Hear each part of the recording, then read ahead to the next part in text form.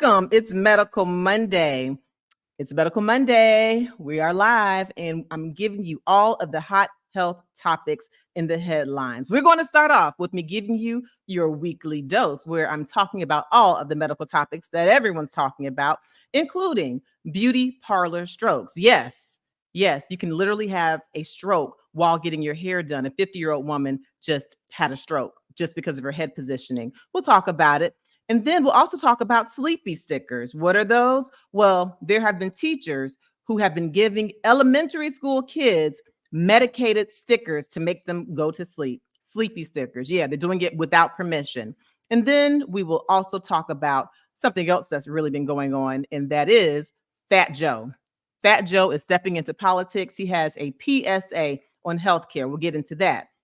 And then for our main topics, we'll talk about Bronny James. You know Bronny James. That's LeBron James and Savannah James' son. And remember, he had a cardiac arrest. Well, now LeBron and Savannah are talking about it, and they're trying to help other people based on their son's cardiac arrest. And so, I'm a high blood pressure specialist. We'll also be talking about a new study that confirms that how you position your arm could be giving you just very wrong blood pressure managements, which could have you on medicines that you don't need to be on. We'll talk about that. And then, of course, I want you to go ahead and get your questions together for the live Q&A. Listen, it doesn't matter if you didn't send them ahead of time. I never have you send them ahead of time. Ask me, I'll answer them on the cuff at the end of Medical Monday. So go ahead and hit like, give us that thumbs up, and share as we get into these hot health topics in the headlines.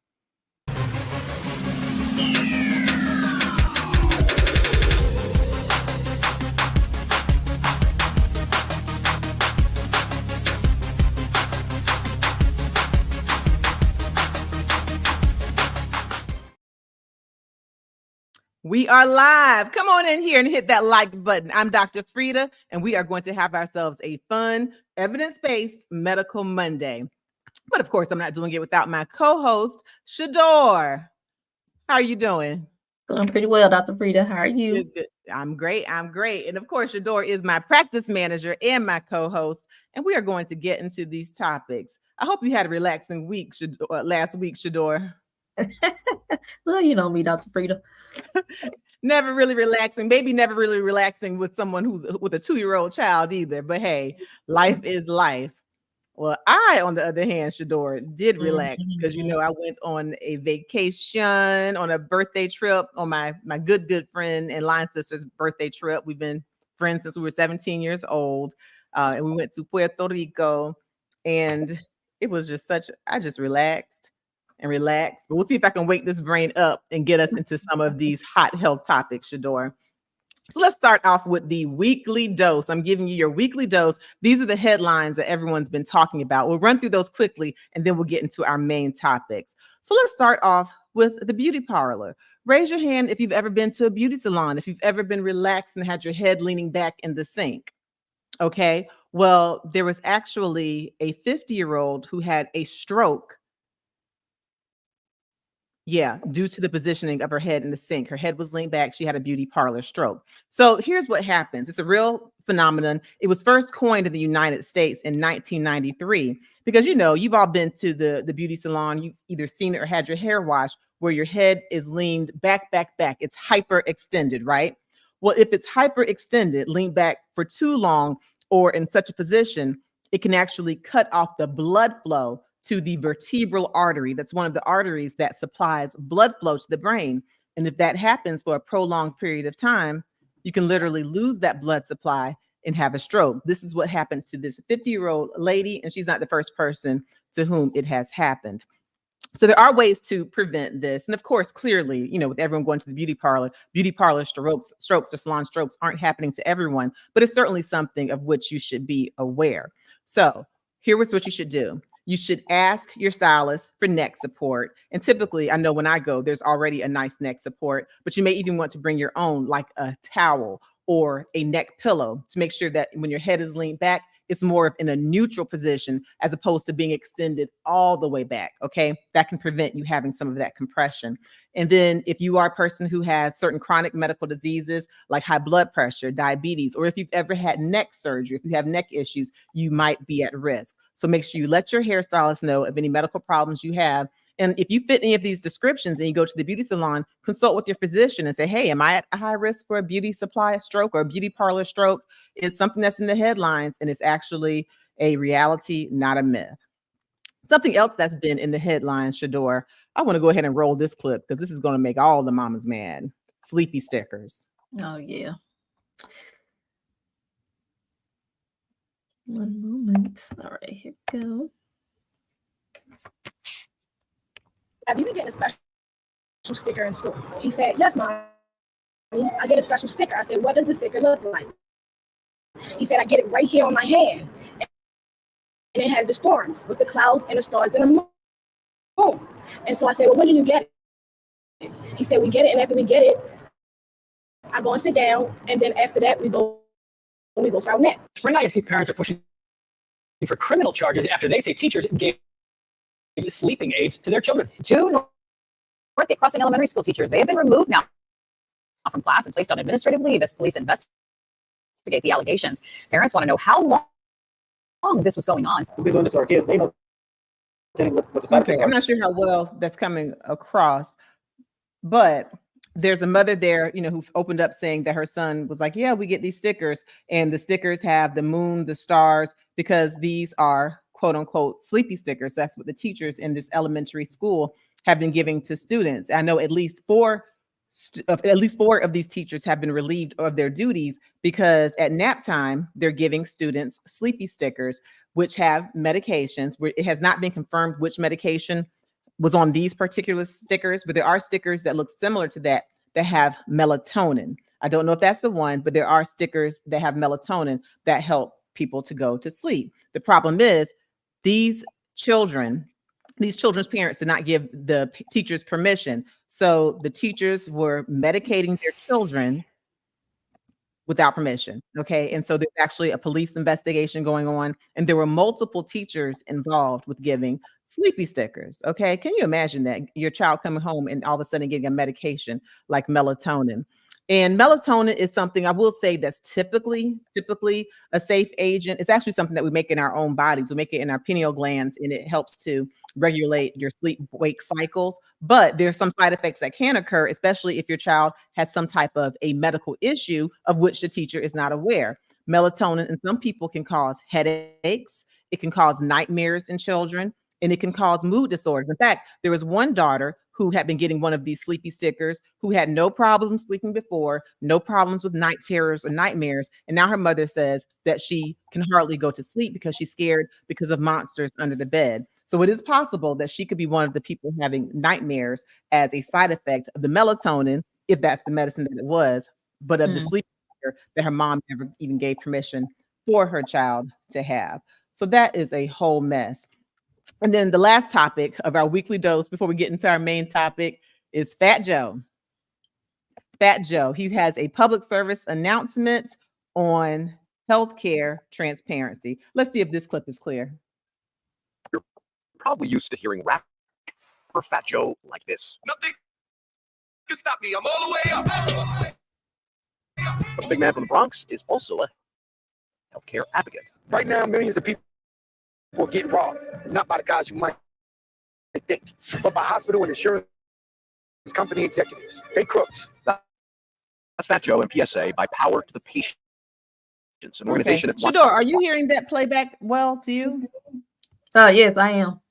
Oh, maybe it's just my computer. Hey, put a 1 in the chat if the playbacks have been clear to you on these first 2 clips. Put a 1 in the chat if the playbacks have been clear to you.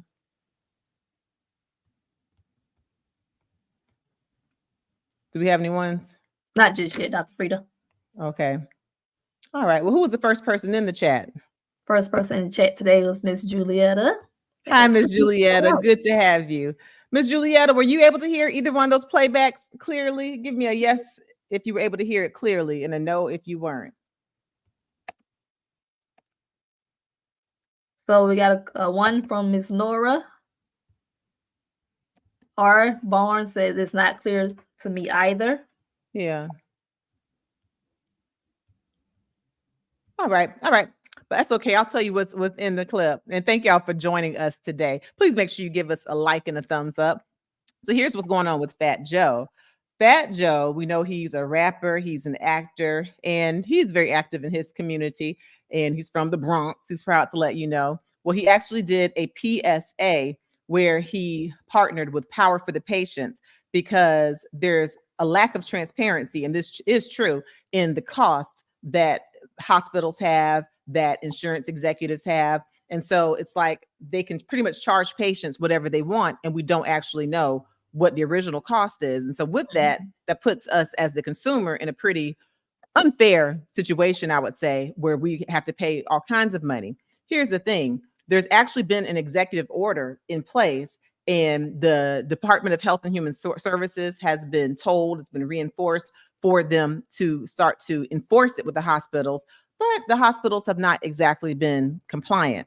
And so Fat Joe has gone on, he's given his public service announcement because he wants it to be something that is done. He wants healthcare costs to be transparent so that we, the consumer, we, the patients in the United States, can have better healthcare, better access, more affordable healthcare.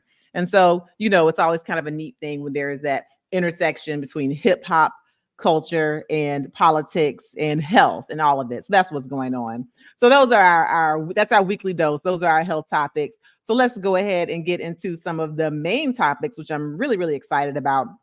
And then hopefully we'll have good, clear audio. So for our main topics, what we are going to be talking about is LeBron and his wife, Savannah, talking about their son, Bronny James's cardiac arrest. So we'll get into that.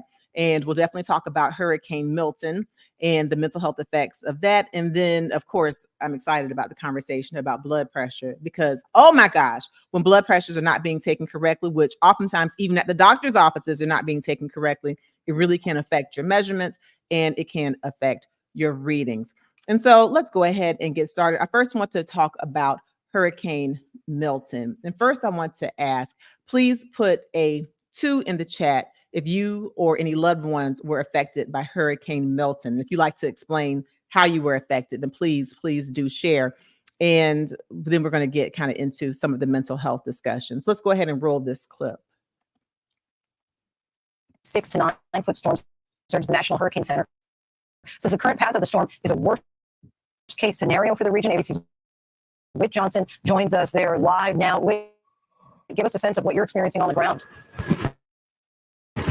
Hey, Lindsay, well, I can tell you that ever since the storm Milton made landfall, the hurricane force winds, we can really start to feel it. We're inside a very secure, we're calling it a bunker, but it's a big parking structure where we've been set up. But let me show you over the edge here. You can get a look at just these bands of rain that are coming down and the wind gusts. We've been seeing the palm trees bending in the wind, the sign across the street. We've actually seen some debris and some other stuff blow down the road here. Again, we're at a safe location. When the gusts pick up, we back up a little bit. But this is what officials have been warning about. We were here a couple weeks ago with Hurricane Helene. We knew that this would not just be a storm surge event, but also a wind event. And officials, I was actually talking to the fire chief earlier today, the fire chief of Tampa, who said that as the storm is hitting, which is right now, they cannot send their emergency crews out to save people. So if people are not in a safe place right now, they're pretty much on their own. This is why they were really encouraging people to get out and heed those evacuation warnings because of this combination of the rain, up to a foot of rain they were expecting in Tampa. That historic storm surge, even beyond what we had with Helene a couple of weeks ago. And now we're really seeing these powerful hurricane force winds. Here comes another band right now. But just to give you a sense of what we're dealing with in here, I'm going to show you around. This is the parking garage because people have asked, how. Okay. Yeah. Do we have any twos, Shador, for anyone who's been affected by Hurricane Milton, who has any loved ones who were affected? Did anyone want to share at this time about that?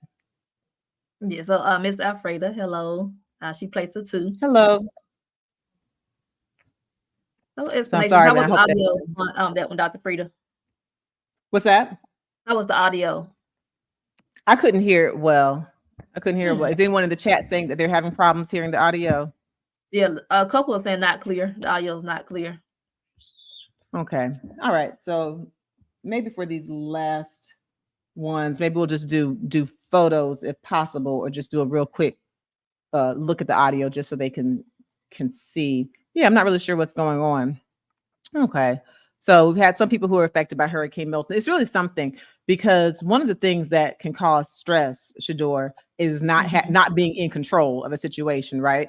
And the quickest, easiest way to not be in control of a situation is to be in the midst of a natural disaster like a hurricane. You know, you can control what you can control, such as listening to the weather experts and evacuating when the time calls for it, things of that nature. You know, getting a generator, or making sure you have different power boxes for if your power goes out, having, you know, your supplies of canned food or boxed food or bottled water, things of that nature. You can control what you can control. But quite honestly, when Mother Nature comes a knocking, there's not a whole lot that you can do, so then waiting for a storm to hit, that in and of itself is stressful. But then once it hits and you have loss of life, you know, there's something that feels just very helpless. And when you start thinking about the loss of life and just, you know, young people, innocent people, people who, you know, are no more deserving to have lost their lives than anyone else we know, it's just very frustrating when you're not in control. And that leads to a lot of stress. And then even if, you know, for people who survive, who actually are alive, the loss of property, you know, the loss of homes, the loss of certain memorabilia that, you know, that's not replaceable, being in a position where you might not actually be able to afford the lifestyle that you had before. So there's just a whole lot of stress. So if you're someone who's dealing with that stress from Hurricane Milton or any natural disaster, then please be sure to consult with your physician. And if you are someone who's kind of getting in a deep hole where you're starting to feel depression, then make sure you reach out to the Lifeline 988. You can text 988 to get the help that you need. So yeah, these disasters are pretty rough. And I remember I talked, you know, on the last live that my parents who live in St. Petersburg evacuated here. And so they're here. They've been here, I guess, for a week. So they're supposed to be headed back pretty soon. So we'll see what happens. Then my brother who lives in Tampa, you know, thankfully he and his wife, you know, they are alive, but they did lose power. They lost water, things of that nature. We know there's been so much more devastation and loss of actual lives in these past couple of hurricanes, Hurricane Helene, Hurricane Milton. So prayers going up to everyone, and just make sure you check your mental health. Okay. All right. So now as we get into this next one, we're going to talk about high blood pressure. And for those of you who are new to the channel, make sure you go ahead and like and subscribe. But if you're new to the channel, I am Dr. Frita. I'm a medical doctor who has been quadruple board certified. I am a board certified nephrologist, meaning I'm a kidney doctor and a high blood pressure doctor. I also have had board certifications in internal medicine, pediatrics, and obesity medicine. But for this story about blood pressure, it is near and dear to my heart. And Shador knows, as my practice manager for over a decade, it's very important to take the blood pressure properly. We've known that for quite some time. But as we get into this new study, what this new study has found, I want to ask you all to put in the chat, what do you think are barriers to getting a proper blood pressure? In other words, when you go to the doctor, or even when you check your blood pressure at home, what are some things that you might be doing, or something that could be happening with the equipment, or just some type of a circumstance that might give you a wrong blood pressure, an invalid blood pressure? Okay, so put that in the chat. Things that can make your blood pressure reading wrong. All right, meanwhile, let's roll this clip and we'll talk about what the new study shows. When checking your blood pressure, holding your arm in your lap like this is wrong. Having it hanging by your side is wrong. The new study finds that holding your arms that way can lead to an inaccurate result, an overestimate. Here's the right way to do it. Have both of your feet flat on the floor. Have your arms supported on a table. Have the mid-cuff at heart level. Relax and don't talk. All right. So I'm going to ask what people said, and I'll explain what she said. But again, just for this audio, put a 1 if you actually were able to hear it well, and give me a comment if you couldn't hear this audio well. And if not, then we're not going to even bother with the last audio. All right. So that was Jacqueline Howard of CNN, and what she was reporting is that for blood, did they hear it well or no? One's from Miss Glenda, Miss Veronica, Alfreda. All put that- ones, they did not hear it Yeah. well. Okay, Yeah. so that's it. So we'll have to work on that. All right. So, but what the new study showed, it's a concept that we high blood pressure specialists and many physicians already knew. But there was a study that was published this month in JAMA Internal Medicine, a very reputable medical publication, and it showed that when the arm is not in the proper position when taking the blood pressure, it can give you a wrong and erroneous blood pressure. And it was actually pretty significant. It showed that if the arm is on the lap, that it can make that systolic blood pressure, that top number, wrong by 3.9 points. It can make it too high. And the diastolic blood pressure, it can make it too high by 4 points or 4 millimeters mercury. And then if the arm is actually hanging down at the side, which I know a lot of doctors and dentists will just kind of, they'll snap that thing on real quick or have their assistant snap it on while the arm is hanging. That can give you a very wrong reading. It can give you systolic blood pressure reading that's too high, 6.5 millimeters mercury, and a diastolic or bottom blood pressure reading that's too high by 4.4 millimeters mercury. And so we've known that these were the wrong positions for taking blood pressure for a while, but now we just have more objective data. So when you're checking your blood pressure at home, make sure you check it correctly. And when you go to the doctor, don't be shy. If you have a nurse, medical assistant, or even a physician who's taking it wrong, just, very politely say, oh, I just want to make sure I get this blood pressure reading right. Can we please make sure that my arm is positioned correctly? I just want to make sure we have the best information so that, we have the best treatment plan. But advocate for yourself, even if it's the doctor. Okay. Because I know I go in advocating for myself. I make them retake that blood pressure after I do all kinds of things to make things to make sure my pressure is at its best. All right. So, did anyone in the chat say anything about other barriers, the barriers that can make the blood pressure reading wrong? And then we'll get into some right and wrong ways so they take blood pressure beyond just the arm positioning. Yes. So Miss Veronica, hello. Hi, Veronica. Not sitting properly. You got it. If the blood pressure cuff does not fit properly, Veronica, then yes, the reading can be wrong. If the blood pressure cuff is too fitting, Dr. Frita. What's that? It's not fitting properly. You said not fitting properly? Fitting, sit down, have a seat. Do you not hear me well? I hear you well, but I thought that I was saying that the blood pressure cuff, if it didn't fit properly. Well, she says not sitting properly. If the person themselves is not sitting properly in the chair. Sitting with an S. Yes. Okay, that is correct. Okay, well, I guess you gave another one away. Okay, so you said fitting. I thought it's sitting. I thought you were saying fitting. So not sitting properly. S like Samantha, not sitting properly. So yes. So the proper way to sit is to have the legs uncrossed and the feet to be flat on the ground. So here's what's interesting.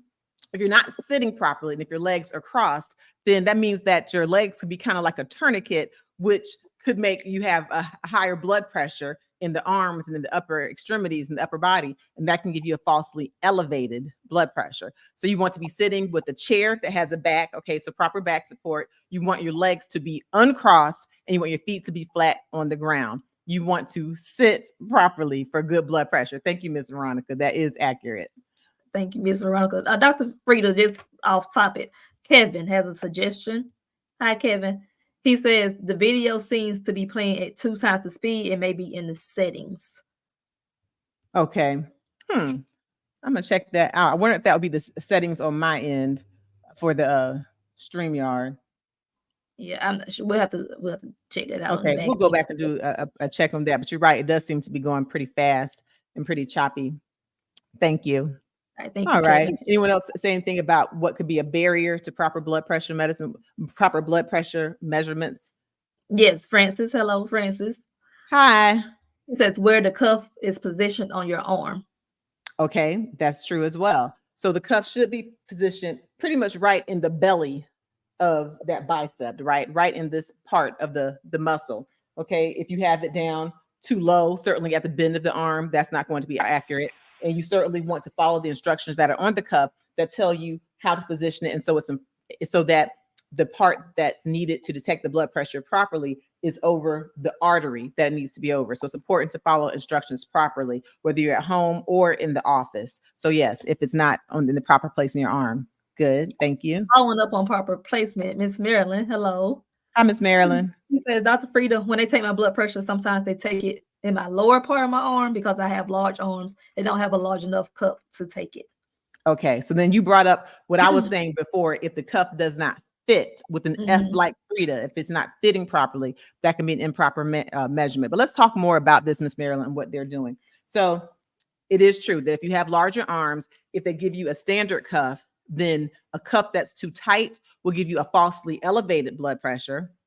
And for someone who's like very thin or underweight or who just hasn't been eating or on chemotherapy, if they have a very, very thin arm, then a loose cuff will give you a blood pressure reading that is too low. Okay. So a cuff that's too tight will give you a blood pressure that's too high. So yes, if anyone who has larger arms, a standard cuff's not going to work, but there are ways around it other than just putting it on a different part of your arm. Although I do agree that might be a better solution than giving you a cuff that's too tight. But here's what you want to do. And for anyone who has a blood pressure cuff at home right now, go ahead and grab it and just take a look at it and see what it says for measurement. It will tell you in inches or centimeters or both the range. So it might say 9 to 13 inches, for example, or something like that. What that means is right here at the belly of your arm, then you should take a measuring tape or just take a string or a piece of yarn, wrap it around your arm, then pull it out, and you can measure it with the ruler if you don't have measuring tape. And you want to make sure that however many inches your arm is, that it fits in the range. So if you have a cuff that's 9 to 13 inches and your arm is 11 inches around, then great. You have a cuff that fits you properly, okay? But if you have a larger arm and say the cutoff is 13 inches, but your arm is 16 inches, then you need to get a large adult cuff. And even so, look at the range in that cuff and make sure that it measures up. And actually, we're going to put a link in my description where I let you know what home cuff I actually like to use.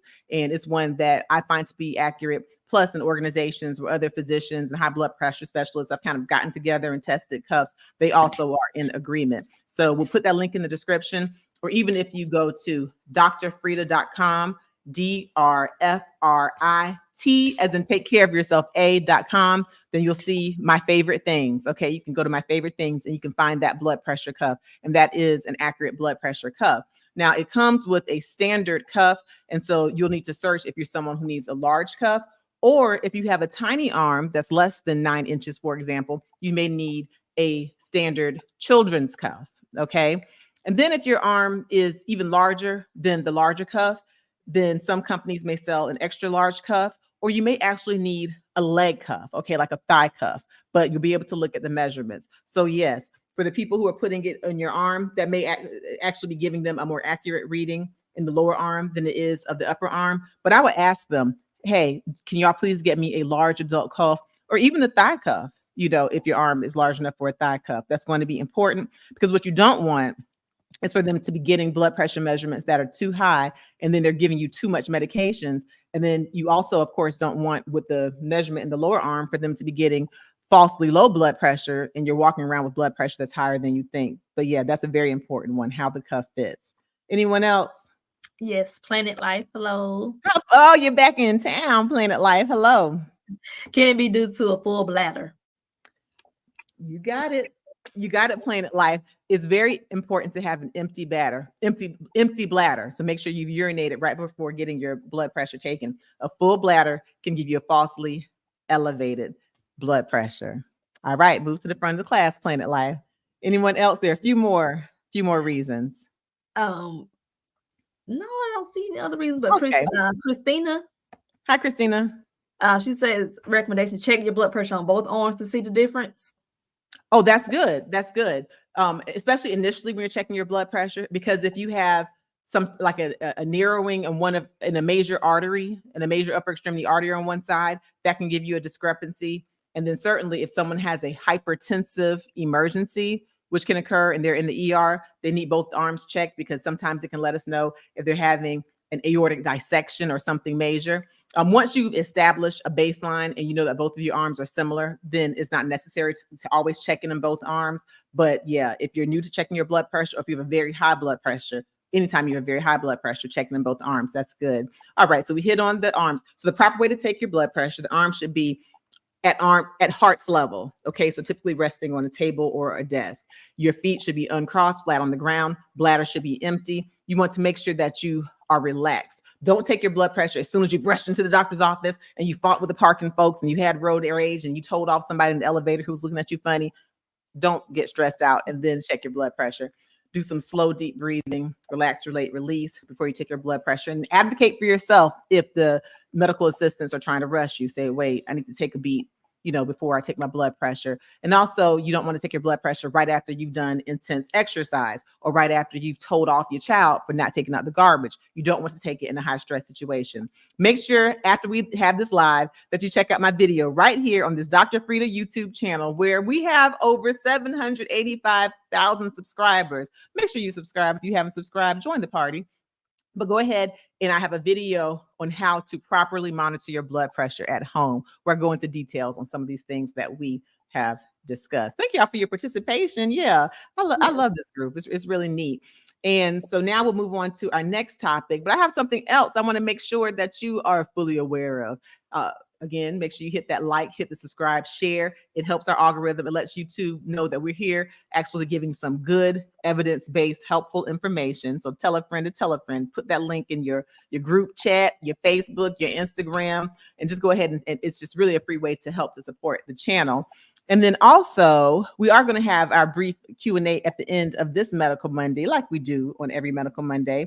But if you want to have more time where we have a full session, then make sure you join the membership. Yes, we have a new community here on the Dr. Frita YouTube channel, where every month I give you an exclusive members only live where we can actually go back and forth about the topics of your choice, really.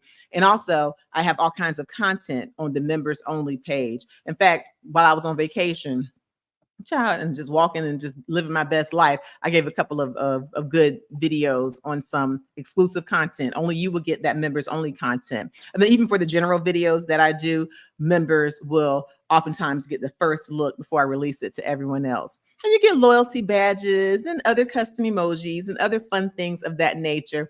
Don't worry, for everyone else who enjoys these lives that we're already having and the content that I'm giving you, I'm not cutting back on you. You'll still get everything that you want. But if you just want a little extra time or a little extra content or more just focused time with me where I can answer your questions, then please go ahead and join the membership. We're having fun over there so far. Absolutely. Dr. Frita. Speaking of membership, Miss Glenda. Hi, Miss Glenda. Hi, Miss Glenda. Hi, Dr. Frita and Shador. I'm a new member. This is my first live chat. Yay. Welcome, welcome, welcome.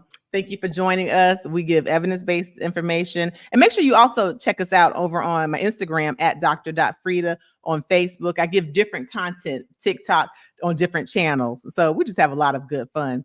And so if you actually did join the membership, then you'll see that I released a video just this past week while on vacation. I have another one that I'll be releasing probably today where I get into some details. Oh gosh, I'm talking about GHB, the date R drug, and how to kind of keep your loved ones safe, especially college kids, high school kids, even middle school kids, just kind of letting them know what's going on with some of these drugs that are out there that people are slipping in drinks. I go into detail for members only. All right. Okay. Shall we talk about LeBron James? LeBron James, and how he and his wife, Savannah, are now talking out about their son, Bronny James, who had the cardiac arrest. We're going to give it just one more go and see if we can get this audio working on this one. All right, here we go. The whole coaching staff, training staff, members of that program. Thank you so much. Lifesaver, literally. She, this is Bonnie's grandmother. Hi. Aaron. Looks like it's the same. All right. Let's see. But if we're able to pull up a picture of Bronny James, that'll be great. But if not, y'all know about Bronny James, Bronny James. That's LeBron James and Savannah's son. And we know that he had a cardiac arrest back in July of 2023. He was practicing basketball and just dropped suddenly to the ground. Okay. He had a cardiac arrest. And afterwards, one, we were all very happy that he lived, that he survived and seemed to have all of his mental faculties. But he's gone on to even very clearly be playing basketball professionally in the NBA. So he's a very blessed individual. And now there is a show that's coming out where LeBron and Savannah are actually speaking out on cardiac arrest and on living with a son. And in that clip, one of the things that LeBron James said, that he said that when you have a child and that child really loves doing something, that's all that child cares about. So he and his wife and his family, they were all happy that Bronny was even alive. And they said one of the first things he said was, "Hey, can I play basketball again?" And LeBron is like, "You had a cardiac arrest. You had a cardiac arrest, sir." But then the son was like, "Okay, if the answer is yes, when can I get back to basketball?" And so you see LeBron and his wife just really, appreciating the blessings that they have in their son and putting out awareness on cardiac arrest. Okay. And so what I'll do now is I'll talk a little bit about the difference between cardiac arrest and heart attack, because they're not the same thing.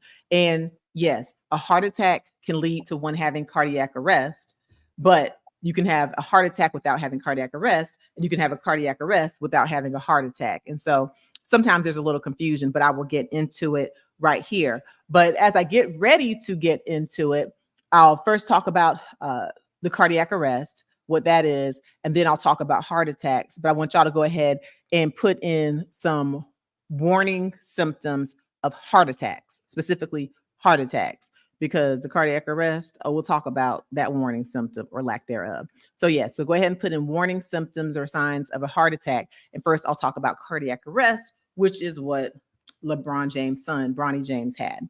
So for cardiac arrest versus heart attack, when you're talking about a heart attack is caused by a decrease in blood flow to a heart artery, causing a decrease in blood flow to the heart muscle, leading to heart muscle death.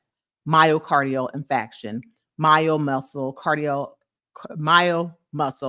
cardial heart infarction death, heart muscle death, myocardial infarction. So that happens, and usually by like a plaque, like a cholesterol plaque or something that blocks the artery, or you can have a narrowing of the artery for whatever reason. But if you don't get enough blood flow to the muscle in the heart, you can have a heart attack. Okay. And with the heart attacks, you often do have warning signs and symptoms, which we'll talk about once I see what my med heads have to say in this chat. Now, with the cardiac arrest, that's not dealing with blood flow. Okay. The heart attack is because of a lack of blood flow or insufficient blood flow, but the cardiac arrest is due to abnormal electrical signals to the heart. Okay. So heart attack, blood flow problem; cardiac arrest, electrical signal problem. And with a cardiac arrest, you don't have a whole lot of warning signs and symptoms. It's sudden. Okay. And so you have someone who will be doing whatever they're doing, their activity, playing ball, walking, and then you see them drop. Okay. Where they appear lifeless. They're not breathing. They're not moving. They don't have a pulse, or they have a very weak pulse. Okay. So that's the difference with cardiac arrest. Now, with a cardiac arrest, there are multiple causes, and we'll talk about a few of them. But with the cardiac arrest, if you do see someone drop, it's not an automatic death sentence. Thank goodness, as we see with Bronny James, because he was able to live. But here is an important fact to know about cardiac arrest. According to the American Heart Association, for every 1 minute that someone is having a cardiac arrest without some type of a shock or CPR or bringing back a normal heart rhythm, for every 1 minute, the mortality increases by 10%. So you already know what happens if someone goes into cardiac arrest and no one comes for 10 minutes. It's over, according, statistically speaking, not to be crass. Okay. But I'm saying that to say that you must understand that time is life, time is muscle when someone has a cardiac arrest. So you might be thinking, if you're someone who's not a nurse, a doctor, a medical assistant, respiratory therapist, if you're not someone who's medical, you may be thinking, I can't help anyone if they have a cardiac arrest. Oh, but you can. You can help someone if they have a cardiac arrest. And I'm going to tell you how you can help them. But first, I'm gonna see if any med heads can jump in here real quickly and tell me, what can you do if you see someone drop and they have a cardiac arrest? I don't know if anyone can hop in and give a quick answer. What can you do if someone has a cardiac arrest? That's a good question. I'm putting y'all on the spot today. You just give y'all a little time to think and contemplate. Anyone? Not yet, Dr. Frita. Not yet. Not yet. Okay. Well, the first thing you want to do, of course, is call 911, right? You want to Planet Life. Load the phones. Planet Life. Planet Life. Oh, hold up. Okay, Planet Life. What you say? And AEDs. I mean, Glenda. So Planet Life says perform CPR and call 911. That's it. And then Miss Glenda, AED. Look for AED. That's it. That's it. Y'all came through, Miss Glenda. You came through Planet Life. Exactly. So yes, you definitely want to activate 911. And ideally, you can run to the person who's had a cardiac arrest, and there could be someone else, hopefully, who can go ahead and get 911 going. But you want to activate the emergency medical system, 911. And you want to look for an AED. And that's something that I make a habit of. I mean, I know that it's, probably because I'm a physician, but when I walk into places, I look around, and I ask my kids, hey, do y'all see an AED? And they're like, it's on the wall over there, Mom. It's over there, Mom. But just make a game of it, actually. When you go different places, like to your gym, to your grocery store, on an airplane, on a cruise, look for AED, automated external defibrillator, because those are meant for everyone. Those are meant for lay people. And what the AED does is you open it and it gives you very detailed instructions in layman's terms on what to do if someone's having a cardiac arrest. You will put the stickers on, like the electrical connections, and it'll tell you exactly where you put those stickers. And then it'll tell you exactly when to press the button that will allow the AED to pick up the heart rhythm. And it will tell you that if you need to press the button to shock them, okay, to help to reverse the cardiac arrest, or to let you know if you don't need to shock them. So don't be intimidated by AEDs. They're meant for the everyday person, and you can save a life. So yes, AED. And then as you're waiting for someone to scramble around and find the AED, you want to start CPR. Yes. Thank you, Planet Life. Thank you, Miss Glenda. You want to start CPR. And you may be thinking, I never got certified in CPR. I'm not doing that. I'm not hurting anyone. Well, guess what? You can go to heart.org, HEART.org. Even if you're not a medical person, you can learn how to do some CPR with compressions only. You don't even have to, if you're not certified and you're not comfortable, you don't even have to put your mouth on the mouth of the person. For those of us who are certified, we're going to alternate and do what we know to do as far as the breathing and the compressions. But chest compressions alone can save a life. And one thing to remember, as you do the chest compressions, you want to do it rapidly and you want to do it deeply enough, right where the sternum is. But go to heart.org and you're going to do it to the rhythm.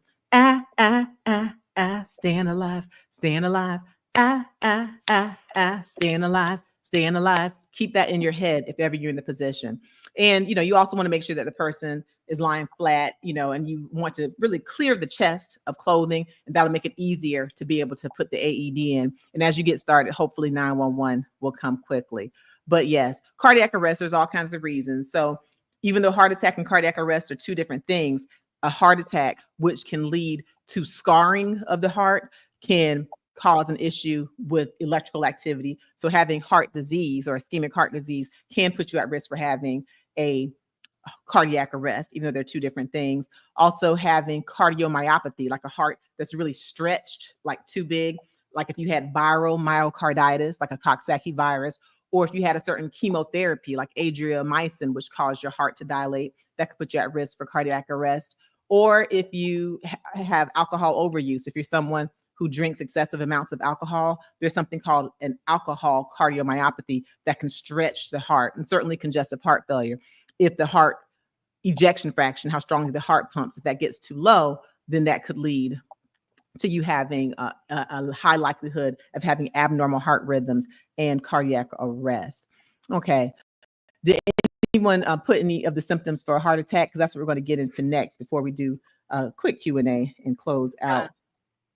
Yes, ma'am. So R. Barnes, hello. Okay, hold on. I'm gonna say a couple more things about cardiac arrest, and then we'll get into the heart attack symptoms. So just the things to remember. We already talked about the AED, the CPR, those things for the cardiac arrest. I guess the main thing is just not being afraid. The Good Samaritan law. Yes, that's what I wanted to talk about. Don't be afraid. Oh, I might hurt someone, or, oh, the AED might be wrong. I'm not going to say anything. No, we have Good Samaritan laws that will protect you if you're trying to protect the life of others. That was what I wanted to say. Okay, so then let's talk quickly about some heart attack symptoms. So that's separate from the cardiac arrest. And then I'm going to ask y'all a question after this. Do you remember what young NFL player had a cardiac arrest in January of 2023? A young NFL player had a cardiac arrest on the field in the middle of a game in January 2023. Y'all put that in the chat. We'll go ahead and do the symptoms of a heart attack, and then I'm gonna see if y'all remember which NFL player that was. All right. What are some heart attack symptoms they put up there, Shador? All right. From R. Barnes. Hi. Signs of heart attack may be different symptoms in men and women, but there may be chest pain, back pain, jaw pain, nausea, to name a few. All of those. That's all correct. Because we know classically, crushing chest pain, like an elephant sitting on your chest, which is true. But it could be jaw pain without the chest pain. It could be neck pain without the other things. It could be tingling or pain in the left arm or the right arm. Okay. So yes, those are all correct as far as possible symptoms. And yes, men and women can present differently. Diabetics can sometimes present differently also. Theirs can just present as epigastric pain or nausea with no chest pain. So it's really tricky. Yeah. Yeah. And V.E. Hall, hello. Hi, V.E. Hall. Echo some of the same pain, nausea, and vomiting, pain in left arm. Yep. I should have waited on the nausea and vomiting. You're right, V.E. Hall. The nausea and vomiting is a stranger, right? Like, who would think that's a heart attack symptom potentially? It is, but you put things together, right? If you're having nausea, vomiting, and nothing else, then maybe not. But if you're having nausea and vomiting, and then you've also had the left arm pain, and then you've also had the jaw, different things that are starting to come together, just go on and let the doctors figure it out. Just call 911. Anyone else? No, pretty much all the same. Sheree did share a story about what did Sheree say? Sheree, she says, hi Sheree. She says, my dad died of a massive heart attack. He was in a warm car and stepped out into the snow and had a massive heart attack. Ooh. I'm very sorry to hear that, Sheree. In a warm car, stepped out into the cold. I'm gonna tell you what that makes me think of, Sheree, because actually it's a very significant, setting that you shared. When I dialyze patients in my dialysis unit, I make sure that the dialysate, the fluid that runs through their veins, is very, very cold, because if the fluid is warm, their blood vessels dilate and their blood pressure might drop during the dialysis treatment. And so I make sure that the dialysate is cold so that their blood vessels are tight. So if someone were to step out into cold weather, then theoretically that could make the heart veins, like the heart arteries, the coronary arteries, tighter. And say you already have a plaque or something that's in a heart artery, and the blood vessels are warm and kind of loose, and blood's able to get around the heart arteries. If suddenly you step out and it's very cold, theoretically that could make a heart artery, a coronary artery, get tight and then tighten up around the plaque and no longer have blood flow. I'm not saying that is what happened, but just by virtue of you sharing that detail, then I'm imagining that maybe you've thought of that, or someone has shared that. It's not a common sense. It's not a common sense type of a fact, but you're sharing that he was warm and then got cold quickly. It very well could have been something to precipitate, or just the stress. Getting really cold, the cortisol level can shoot up and make the heart arteries tighten. At any rate, thank you for sharing. And I'm sorry for your life loss. I'm sorry for your loss. And it's one thing to remember, heart disease, despite all the other diseases we talk about on this channel, heart disease remains the #1 cause of death in this country, period, point blank. So make sure that you consult with the doctor, that you're up to date on your cholesterol, your heart, your EKG tracings, all of those things. And another thing, just in going back and reiterating the difference between heart attacks and cardiac arrest. With heart attacks, as you all have mentioned with the symptoms, there's often a warning. Yes, you can have a massive sudden heart attack. Even still, if you go back for people who survive heart attacks, you'll find that they've had angina, meaning they were getting shortness of breath or chest pain with moving. They were getting sweating or diaphoresis if they exerted themselves too much. They might have been having bouts where they just couldn't fulfill their activity. They might have been getting chest palpitations, things of that nature, or having bouts of jaw pain. So there's often warning symptoms that could precede the heart attack by months, weeks, minutes. With the cardiac arrest, the symptom is a cardiac arrest. They just drop. Yeah. All right. So before we get into just a few questions at the end, Shador, I'm going to see if anyone knew the answer to my question. Y'all, please make sure that you like and that you subscribe. I appreciate you all for being here, and liking and subscribing and sharing this with people you care about is a way to help the channel. Because even if they're at work or they can't make it to these noon lives, they can always watch us on the replay on this very same link. So please go ahead and share that link. And remember, we have the membership for those of you who want some extra medical content. My med heads, make sure you join our membership. You can click the link in the description, and we have a monthly live Q&A for members only, where you really get just more of an access. All right. So the question I asked was, who was the young NFL player who had a cardiac arrest during an NFL game in January of 2023? Did anyone know the answer? Yes, we have a few chimed in. Oh, no, everybody knew the answer. Okay.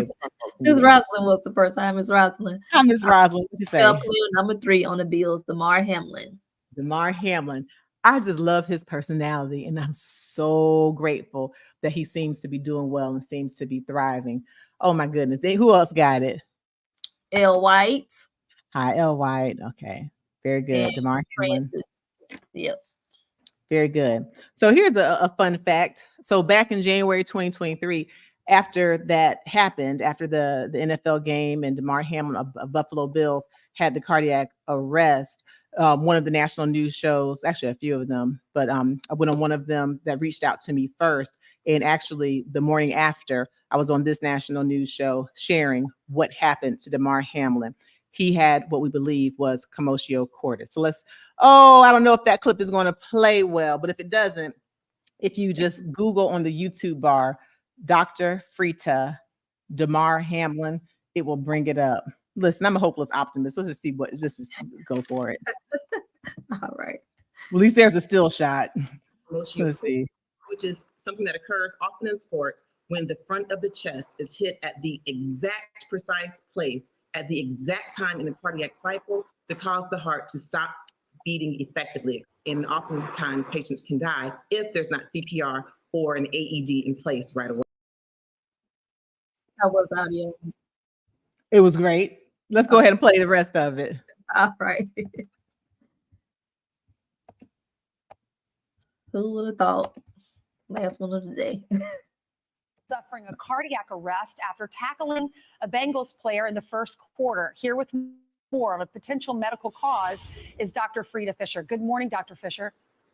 Good morning. Good morning. What do you think happened here? Is this a heart condition, or is this he was hit too hard in the chest?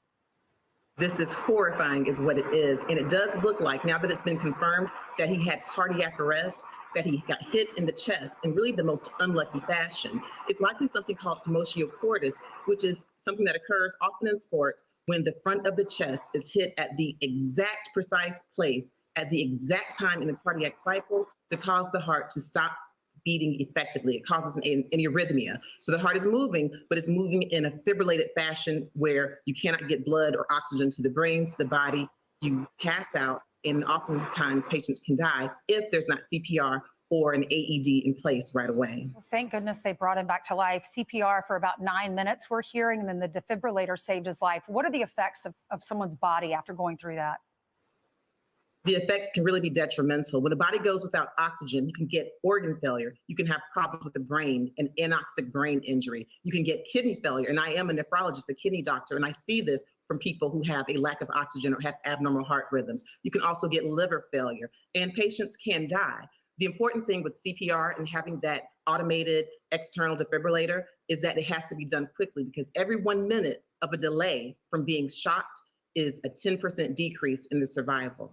So, Dr. Fisher, if it's him being hit hard, the commotio cordis, and if you were his doctor, would you recommend that he plays again if he does recover and comes out of this?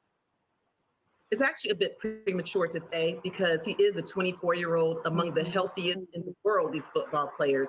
And we are doing a lot of speculation, but we don't know his exact condition. Yes, we know he has a breathing tube in. Yes, we know he's in critical condition. But for any patient who gets cardiac arrest, we want them to be put into a medically induced coma. We put the breathing tube in them to protect them. We sedate them so they don't work. And so it's too premature to say, but certainly football is one of these sports. I have 2 children, a female and a male, who play football, and it's very difficult for football to ever be a safe sport. We can only try to make it safer. I know, and our hearts go out to his parents. His mom was in the ambulance with him. You're a mom, I'm a mom. I can't imagine what she's going through too.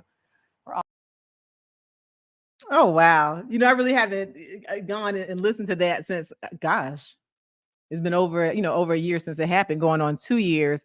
But I remember when she asked me that question, should he ever play again? And he is playing now, right? Wasn't he involved in Tua Choa? What's his name? The one who had all those concussions. Anyone know the football? You know what I'm talking about? I think he's a Dolphin. There's a Miami Dolphin who's had many concussions. Yeah, plays with Miami. Tua. Okay.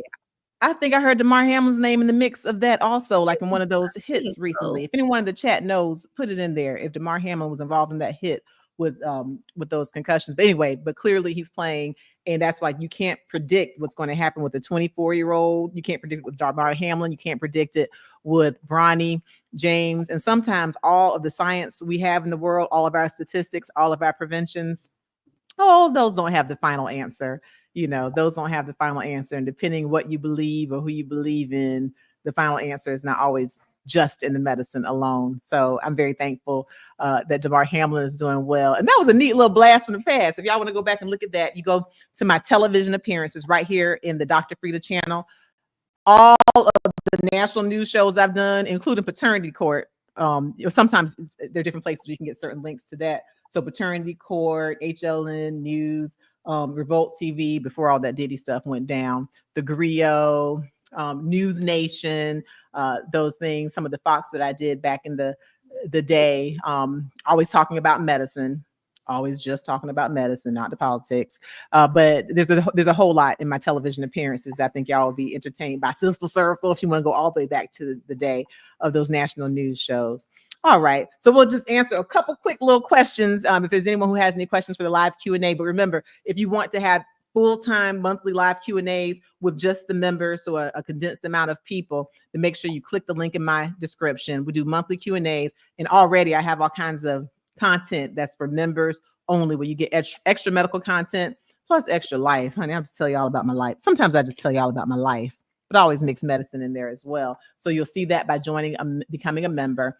And then also, our big topic today was cardiac arrest, Bronny James, heart disease. One major way to help to prevent having heart disease, which is the #1 killer, is to manage your blood pressure. So make sure that you click the link in the description, or go to dr.frita.com, or go to Amazon and get my book, Under Pressure, A Guide to Controlling High Blood Pressure. Is doing very well. I don't just talk about medicine, but I talk about ways to use food as medicine, lifestyle as medicine, just like in my video that I have here on the Dr. Frita YouTube channel, 10 exercises to help to lower your blood pressure the natural way. You'll find it as a nice, well-rounded discussion on blood pressure. And look, it's time for the holidays. This is a good gift as well. So go ahead and click that. And then for the live Q&As, if you want to have just one-on-one time with me, I do offer a concierge service where you can click the link in the description for the telehealth service, where I will give you all of my undivided attention, take a detailed history, where I can give you my medical advice on your personal problem if you want some one-on-one time. We've had very good responses and results with the concierge services, so we can talk wherever you are in the world. All right, so now as we get ready to wrap this Medical Monday on up, do we have a couple of questions? Yes, ma'am, we do. And speaking of anyone anywhere in the world, this comes from Bethlehem. From Bethlehem? No, his name is Bethlehem. Oh, look, I'm over here about to start singing some Christmas hymnals. Oh my gosh. Okay. Hi, Bethlehem. Bethlehem's from India. Oh, from India. Yes. Very cool. I have a kidney stone, 32 millimeters. So can you tell me how to do it without operation? I guess removing the stone or getting rid of the stone without operation. 32 millimeters. Okay. So 3.2 centimeters.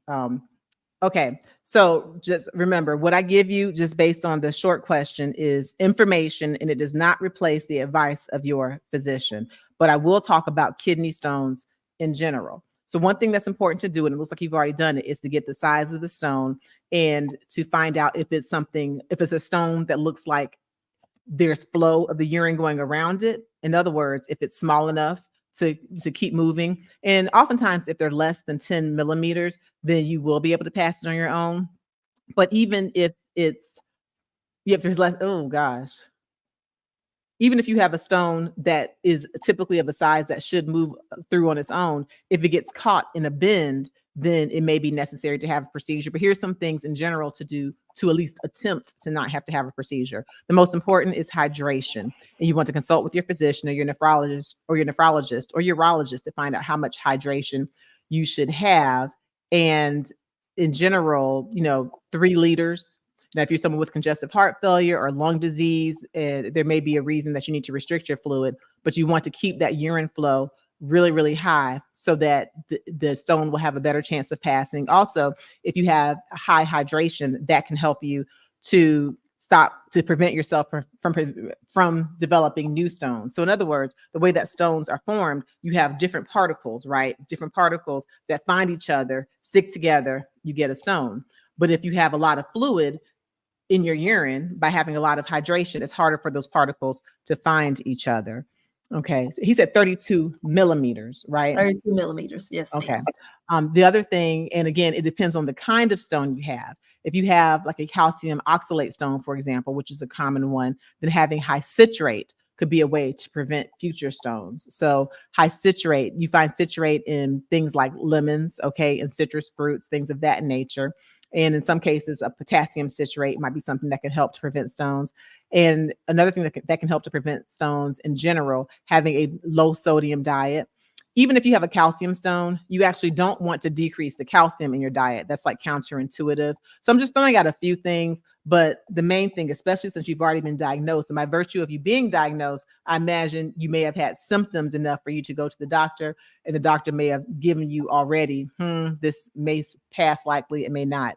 But the things that I've given you are just some general prevention, staying hydrated, low sodium, high citrate. But what I say does not replace the advice of your actual physician. Make sure you check out my video after we finish this live, The Painful Truth About Kidney Stones. We'll actually go into more detail about kidney stones, their origin, ways to prevent them, ways to manage them. And I wish you the best of luck, because I know kidney stones are painful. I have a couple videos on kidney stones. You can check them out on this channel after we finish the live. Thank you for watching. Absolutely. Thank you, Dr. Frita. A couple more questions. This comes from Sheree. Hi, Sheree. Is it okay to drink only distilled water? And how much water is a good amount? So confused. Okay. Yeah, it is confusing, and probably, Sheree, because depending on your height, your weight, your muscle mass, your metabolism, your activity, the amount of water that is required for you is going to differ from the amount of water that's required from your neighbor, from children, from cousins, from coworkers. That's why it's so confusing.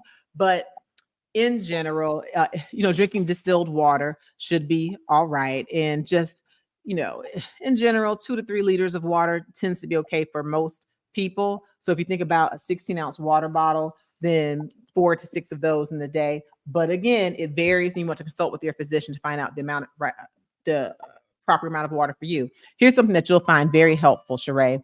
If you check out my video right here on this Dr. Frita YouTube channel, we're up to over 785,000 subscribers. Y'all make sure y'all hit that subscribe. We're trying to hit 1 million. I appreciate y'all for your support, by the way. And Sheree, you come here very often. I see you. I appreciate you.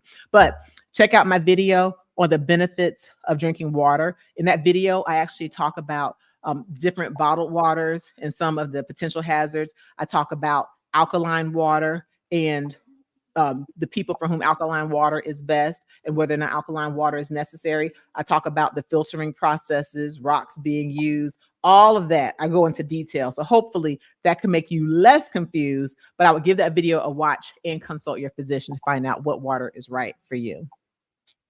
All right. Thank you, Dr. Frita. This comes next from Miss VE.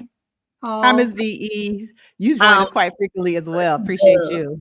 2-part question. When is the best time of the day to take your blood pressure? And if my doctors and I use different blood pressure monitors, which readings would be more accurate? Love these questions because we have answers, don't we, Shador? We see this every day in the office. So the best time of day, more than once a day. If your doctor is trying to really figure out kind of what treatment plan for our office, Shador and I will give patients a blood pressure log, and I'll have them take it in the morning, in the afternoon, and sometimes even 3 times a day. I'll have them to check the blood pressure and the heart rate, making sure that they're in the proper position. Remember, if you watch that video, how to monitor your blood pressure at home properly, you'll get more details. And so multiple times a day. If you're taking it just once a day, then you want to talk to your doctor, about what time is the best. But if you're only going to do it once a day, you want to do it consistently every day. So you're comparing apples to apples. Okay. So what happens if your blood pressure cuff is different than your doctor's blood pressure cuff, which is most likely? Well, what we do in our office down to Midtown Atlanta Nephrology, check us out, dr.frita.com. Come on in.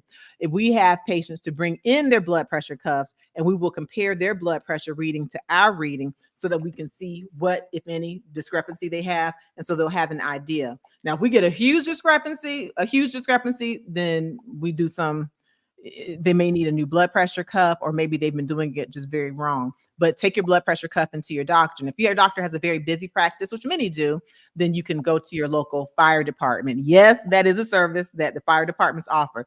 I hope all the fire departments don't get mad at me, Shador, because I always tell people that is a service. Let them be. It's true. Your fire department will offer that service. So you can take your blood pressure cuff to the local fire department to calibrate the blood pressure cuff. Good question. Speaking of blood pressure, this question came across a couple of times, Dr. Frita, from Veronica. Is it okay to use a fit watch to take blood pressure? Wait, what's the question? A fit watch. Is it okay to use a fit watch to take your blood pressure? Okay.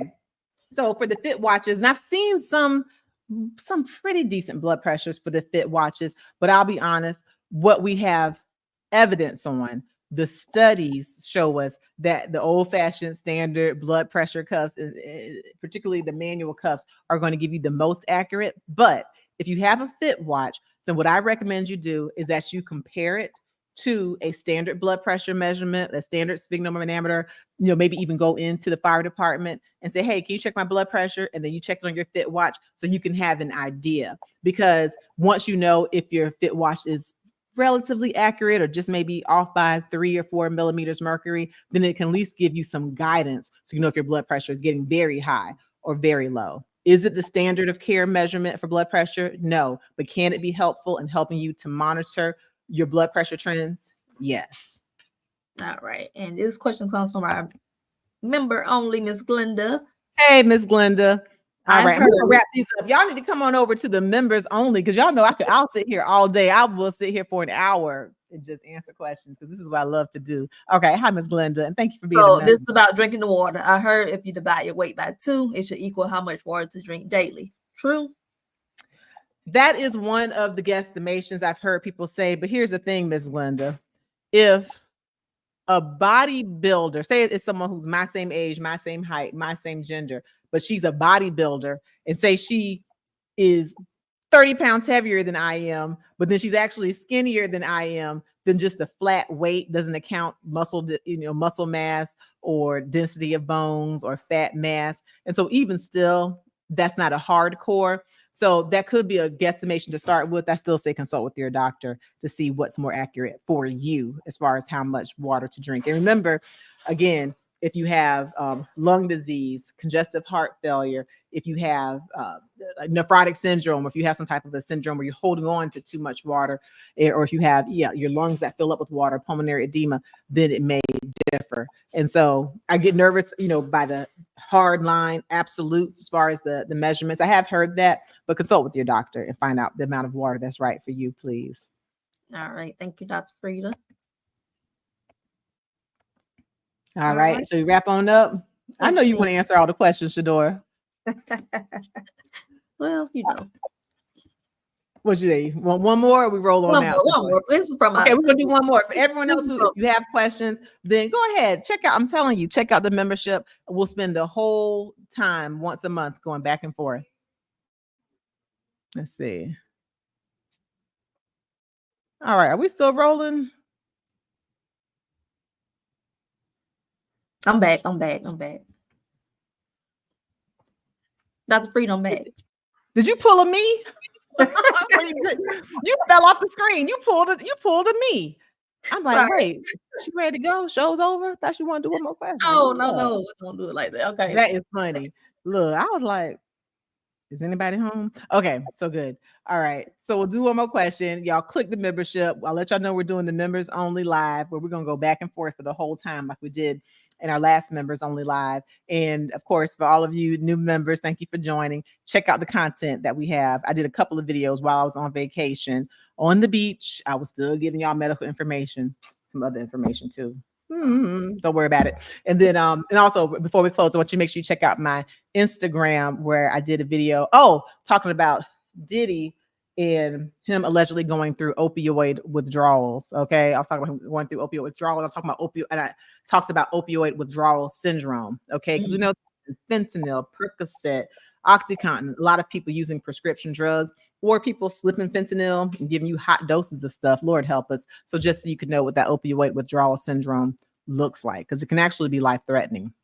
All right. So yes. So join. Last question of the day, Dr. Frita. All right. Last question. What we got, Shadora? Planet Life. Hi, Planet Life. Okay, so we can touch on this briefly, Dr. Frita. My grandfather is a diabetic and hasn't been taking medications because of stress, and he had surgery on his heart because he had a clot in his artery. Could you talk more about that? Thank you. I'm sorry, he had surgery on his heart because what? Because of an artery, clot in his artery. Okay. All right. So diabetes, oh my goodness, Planet Life. Diabetes is a leading risk factor for kidney disease. In fact, it's the #1 cause of kidney failure in this country. Diabetes is a leading risk factor for heart disease. And so very likely your grandfather's heart disease can be connected to that. Diabetes is a leading risk factor for strokes. It's a leading risk factor for poor circulation, poor wound healing. And so the central part of solution to your grandfather's problem is going to be getting the diabetes under control. So it's important that he follows up closely with his regular physician, even if he's stressed out, even if he doesn't want to hear it, even if doctors get on his last nerve. It's important that he follows up to get his hemoglobin A1C under control. Now, hemoglobin A1C is key because when you get just regular blood work, it'll show you, what your blood sugar or your glucose is in just one snapshot in time. But the hemoglobin A1C gives the average of what your blood sugar is over 3 months. So it really lets you know what the control is. I know I've had patients who've had high hemoglobin A1Cs and they're like, oh yeah, that's because I had a donut for breakfast. I'm like, nah, that means you had a donut every day for 3 months for breakfast. It lets us know the average for 3 months. So hemoglobin A1C. And if this is very high, then that's an issue. Anyone who has a hemoglobin A1C of 6.4 or higher, then technically that meets the diagnosis of having diabetes mellitus. But we've had patients and friends and family with double-digit hemoglobin A1Cs, 11, 14. The higher it is, the more likely you are to have complications.